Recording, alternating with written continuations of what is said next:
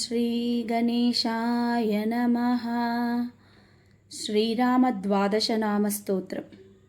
ప్రథమం శ్రీధరం విద్యాత్, ద్వితీయం రఘునాయకం, తృతీయం రామచంద్రం చ, చతుర్థం రావణాంతకం, పంచమం లోకపూజ్యం చ, షష్ఠమం జానకీపతిం, సప్తమం వాసుదేవం చ, శ్రీరామం చ, అష్టమం తథా నవమం జలదశ్యామం, దశమం లక్ష్మణాగ్రజం, ఏకాదశం చ గోవిందం, ద్వాదశం సేతుబంధనం.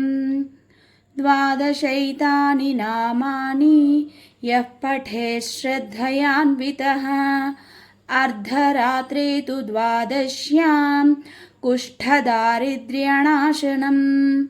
అరణ్యే చైవ సంగ్రామే అగ్నౌ భయనివారణం, బ్రహ్మహత్యాసురాపానం గోహత్యాది నివారణం. సప్తవారం పఠేన్నిత్యం సర్వారిష్టనివారణం. గ్రహణే చ జలే స్థిత్వా నదీతీరే విశేషతః, అశ్వమేధశతం పుణ్యం బ్రహ్మలోకం గమిష్యతి. ఇతి శ్రీ స్కాందపురాణే ఉత్తరఖండే శ్రీ ఉమామహేశ్వర సంవాదే శ్రీరామద్వాదశ నామ స్తోత్రం సంపూర్ణం.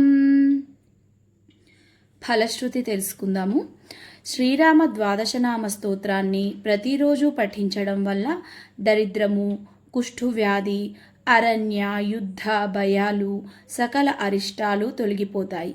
ఈ స్తోత్రం పఠించడం వలన బ్రహ్మహత్యాది మహాపాపాలు నశిస్తాయని, భయాలు తొలగి మనిషికి మానసిక ప్రశాంతత, సకల శుభాలు కలుగుతాయని నమ్ముతారు.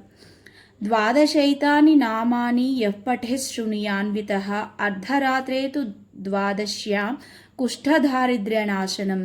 అంటే ద్వాదశి రోజున అర్ధరాత్రి సమయంలో ఈ 12 నామాలను పఠించిన లేదా విన్న కుష్ఠువ్యాధి, దరిద్రము నశిస్తాయి.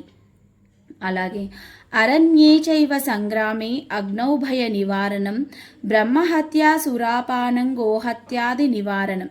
అంటే అరణ్యవాసంలో, యుద్ధభూమిలో అగ్ని భయాల నుంచి రక్షణ కలుగుతుంది. బ్రహ్మహత్య, సురాపానము, గోహత్య వంటి మహాపాపాలు తొలగిపోతాయి. సప్తవారం ప్రపఠేన్నిత్యం సర్వారిష్ట నివారణం, గ్రహణే చ పఠేన్నిత్యం సర్వపాప ప్రనాశనం. అనగా ప్రతిరోజు 7 సార్లు పఠిస్తే సకల అరిష్టాలు తొలగుతాయి. గ్రహణ సమయంలో పఠిస్తే సకల పాపాలు నశిస్తాయి.